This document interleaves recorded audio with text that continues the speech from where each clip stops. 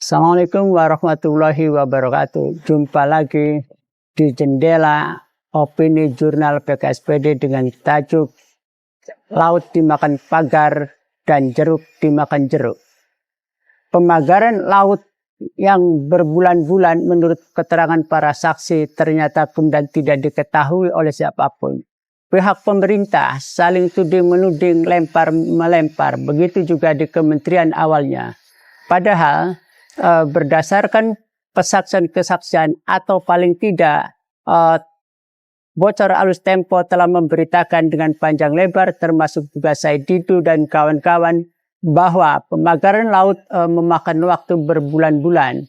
Berdasarkan data yang tersebar di berbagai media bahwa panjang pagar laut ternyata sampai 30,16 km.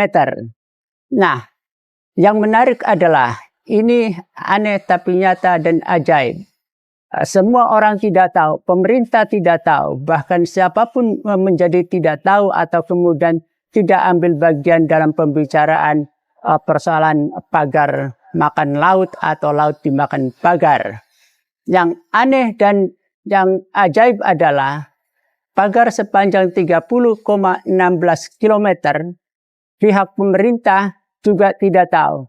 Padahal negara punya badan intelijen negara, kepolisian punya polisi laut, kemudian kementerian punya juga otoritas untuk mengontrol itu, punya angkatan laut, tapi semua tidak tahu. Negeri ini seolah-olah negeri yang selalu tidak tahu atau negeri yang sudah soak. Tidak mungkin pagar sepanjang 30,16 km yang dikerjakan berbulan-bulan semua orang tidak tahu. Setelah perdebatan panjang di beberapa acara televisi yang dikemukakan oleh nelayan organik Pak Khalid menjelaskan panjang lebar, baru kemudian saling bongkar-membongkar, bahkan kemudian ada yang bertopeng NGO pada posisinya sebagai buzzer.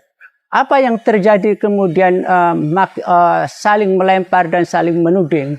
Dan pada akhirnya setelah geger di berbagai perbincangan televisi dan dialog-dialog di berbagai tempat, kemudian ada pernyataan Menteri ATR BPN Nusron Wahid mengatakan bahwa benar adanya bahwa pagar di laut mempunyai HGB atau kemudian ada yang SHM atau sertifikat.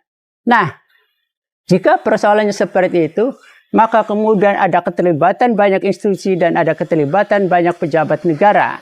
Karena HGB dan SHM diterbitkan oleh institusi formal, mulai dari tingkat desa, mulai dari BPN, ATR, dan sampai kementerian, mestinya tahu persoalan-persoalan apakah kemudian HGB itu diterbitkan secara sah atau tidak melanggar aturan.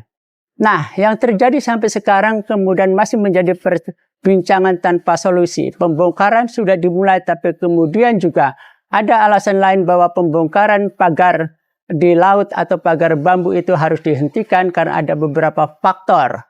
Nah, kemudian apakah HGB itu bisa muncul tiba-tiba atau HGU itu bisa muncul tiba-tiba? Tentu saja tidak.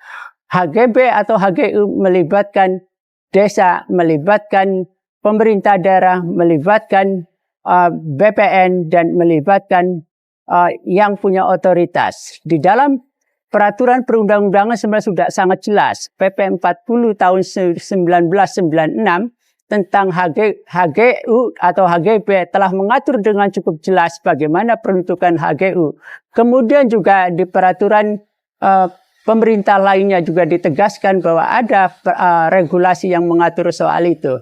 Nah, jika kemudian perdebatan HGB atau SHM ini benar atau tidak, sebenarnya sangat mudah untuk bisa membuktikan soal itu. Misalnya, laut karena faktor alam bisa saja kemudian muncul atau melahirkan tanah timbul. Kemudian laut bisa saja kemudian tanah daratan mengkikis atau kemudian terjadi abrasi sehingga kemudian menjadi laut. Nah, yang pertama adalah ketika muncul tanah timbul, maka ada kebiasaan masyarakat setempat untuk matok-matok tanah timbul itu kemudian ada hak garap yang diajukan oleh masyarakat atau oleh siapapun yang menggarap ke pemerintah daerah. Nah, hak garap selama 20 tahun kemudian bisa diajukan menjadi kepemilikan atau istilah lain di kampung adalah rekes. Nah, ketika direkes, maka persyaratannya adalah penggarap harus 20 tahun tidak pindah tangan. Dan itu kemudian bisa menjadi sertifikat atau bisa kemudian setelah jadi sertifikat bisa dijual belikan. Itulah proses tanah timbul yang terjadi pada alam sekitar dan laut. Tanah timbul seolah-olah bahwa bibir pantai bertambah atau laut menjadi mengecil. Nah, di sisi lain, ketika tanah timbul itu kemudian sudah di HGB, bisa saja faktor alam kemudian terjadi abrasi, maka kemudian menjadi laut kembali. Nah, bagaimana status HGB kemudian atau SHM yang kemudian menjadi laut kembali? Nah, inilah yang seharusnya pemerintah segera menerbitkan regulasi yang tegas atau undang-undang mengenai apakah status HGB atau HGU atau SHM ketika kemudian menjadi laut kembali masih mempunyai kepemilikan yang sah atau diambil oleh negara. Nah, inilah yang terjadi pemagaran di Tangerang maupun di Bekasi. Tidak ada solusi untuk menyelesaikan soal itu. Perdebatannya adalah siapakah yang kemudian terlibat di dalam legalitas terjadi pemagaran. Banyak pro dan kontra yang kemudian tidak menyelesaikan masalah yang sebenarnya masalahnya sangat sederhana. Jadi, laut bisa saja kemudian makin menyempit dan tanah atau bibir pantai makin meluas, itu yang disebut dengan tanah timbul, dan itu bisa diperoleh haknya kepada masyarakat yang menggarap selama 20 tahun. Ada daratan yang kemudian juga tergerus oleh abrasi, maka kemudian menjadi lautan. Dan termasuk tanah timbul pada satu saat akan menjadi lautan kembali. Nah, inilah yang menjadi PR pemerintah untuk menyelesaikan peraturan perundang-undangan yang tegas. Nah, persoalan laut dimakan pagar, ini tidak mungkin. Semua orang tidak tahu yang menjadi pejabat negara atau institusi yang punya kewenangan kemudian juga tidak tahu. Karena HGU diterbitkan, otoritasnya ada pada pemerintah daerah atau pemerintah provinsi, termasuk juga hak kepemilikan ketika tanah timbul juga otoritasnya ada di pemerintah daerah dan BPN. Nah, seperti halnya sekarang yang terjadi ketika semua orang tidak tahu seolah-olah negeri ini negeri selalu tidak tahu atau negeri yang sewak. Maka sebenarnya yang harus kemudian kita teliti, kemudian yang harus kita kemudian uji kebenarannya, apakah kemudian jeruk dimakan jeruk. Kalau persoalan jeruk dimakan jeruk, maka ada keterlibatan pemerintah yang dalam hal ini otoritas hierarki kewenangan. Tidak mungkin HGB atau kemudian SHM yang semula berasal dari tanah timbul kemudian kini menjadi laut kembali, kemudian tidak ada yang tahu. Yang menarik, yang aneh tapi nyata dan ajaib adalah pagar bambu yang memakan laut sepanjang 30,16 km.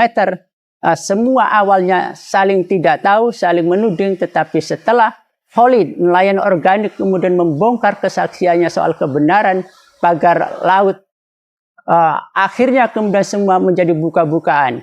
Bahkan kemudian Menteri ATR BPN mengakui bahwa benar adanya telah diterbitkan atau ada HGU, HGB, dan SHM.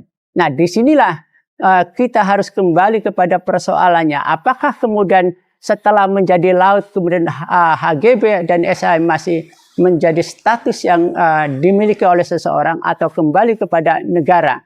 Tetapi yang kita ingin menjadi catatan penting adalah bahwa pagar sepanjang 30,16 km tidak mungkin tidak tahu, tidak mungkin tidak diketahui. Karena kita punya angkatan laut, kita punya polisi laut, kita punya intelijen, kita semua aparat pemerintah atau aparatur negara punya instrumen dan punya segala-galanya untuk melakukan monitoring, untuk melakukan pengujian, untuk melakukan asal-usulnya. Nah, sekalipun awalnya tidak tahu dan kemudian kini menjadi geger dan pada akhirnya terbuka soal kebenaran siapa yang bermain dan siapa yang kemudian yang dimainkan. Nah, inilah persoalannya sehingga kemudian di kemudian hari tidak perlu terjadi lagi. Terima kasih. Wassalamualaikum warahmatullahi wabarakatuh.